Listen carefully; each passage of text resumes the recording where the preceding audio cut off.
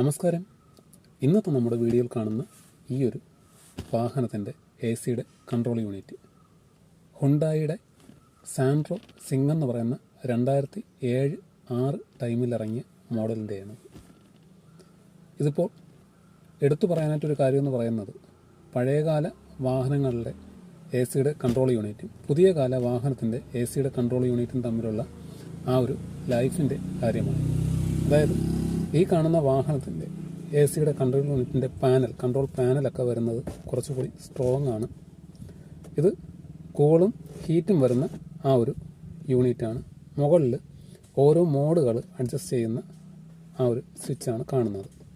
മുന്നിലേക്കും സൈഡിലേക്കും windshield ഗ്ലാസ്സിലേക്കും air കിട്ടത്തക്ക രീതിയിലുള്ള ആ ഒരു സ്വിച്ചാണിത്.